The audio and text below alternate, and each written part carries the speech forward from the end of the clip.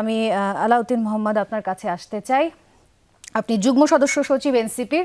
আপনার কাছে আমি খুব ছোট করে একটা প্রশ্ন করতে চাই, এনসিপির কি আসলে ভরাডুবি হলো কিনা?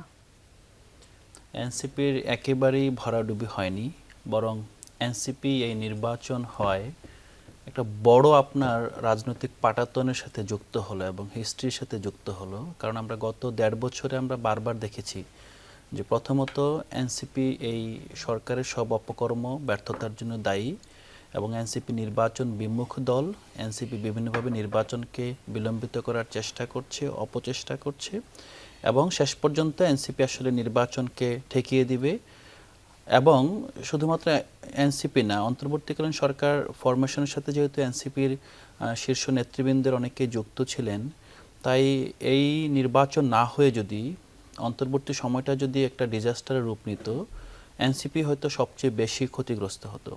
সো এটার মাধ্যমে আমরা প্রথমত মনে করছি যে নির্বাচন কতটা সুন্দরভাবে হলো সেটা আমরা আরেকটা আলোচনা রেখে দিতে পারি। যে নির্বাচনটা যে হলো এবং সবাই নির্বাচনে উচ্ছ্বসিত, এনসিপির জন্য এটাই সবচেয়ে বড় বিজয় এবং এটা এনসিপির আগামীর রাজনীতির জন্য একটা বড় শক্তি হিসেবে থেকে যাবে।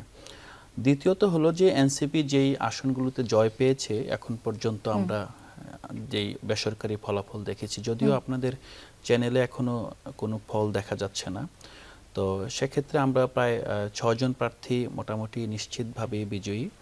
আর এখানে আমাদের আরেকটি আসনে আপনারা নিশ্চয়ই দেখেছেন যে ঢাকা ৮ যে আসনটিতে একটা বড় ধরনের গণনার সংকট চলছে বলছে যে এখানে সামহাউ এনসিপি বলছে এখানে একটি অনিয়মের কথা বলছে। আমি যতদূর জানি নাসিরউদ্দিন পাটোয়ারি উনি বোধহয় ৬টি কেন্দ্রের ফলাফল উনি আবার গণনা করতে বলেছেন বা ফলাফল উনি সন্দেহ প্রকাশ করেছেন।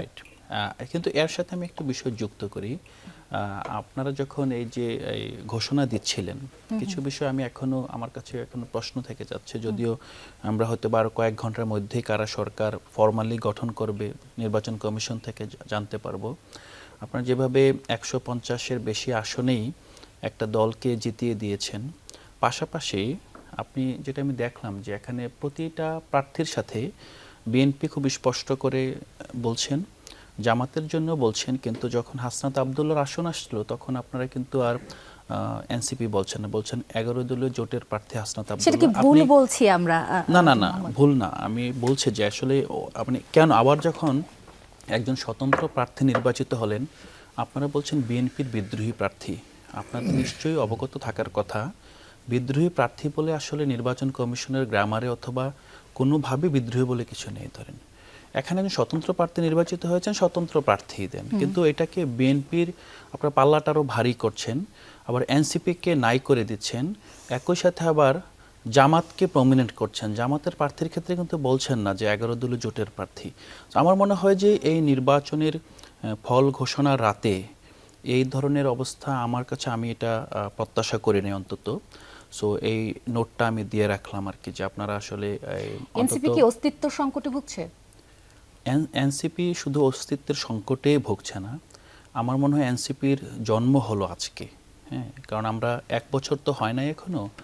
আর আমার সাথে আরও অনেকেরই এখানে যারা আছেন তাদের সাথে বিভিন্ন সময় আলাপ আলোচনা হয়েছে এনসিপির জোট নিয়ে, এনসিপির রাজনৈতিক পথ চলা নিয়ে।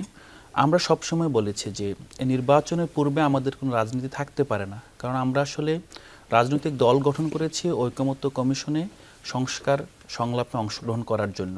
আমরা আদারওয়াইজ হয়তোবা নির্বাচনের পরেই রাজনৈতিক দল হিসেবে আবির্ভূত হতাম।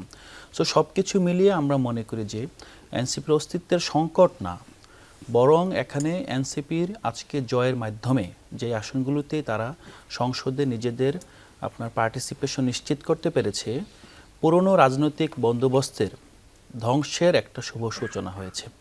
এখানে নতুন রাজনৈতিক সংস্কৃতি, নতুন রাজনৈতিক বন্দোবস্ত, নতুন রাজনৈতিক অর্থনীতি, পলিটিক্যাল ইকোনমি এখানে নতুনভাবে তৈরি হবে, যেটা গণমুখী হবে, সেটার ভিত শুরু হয়েছে এবং সেটার সাথে এনসিপি ওতপ্রোতভাবে যুক্ত হয়ে গিয়েছে।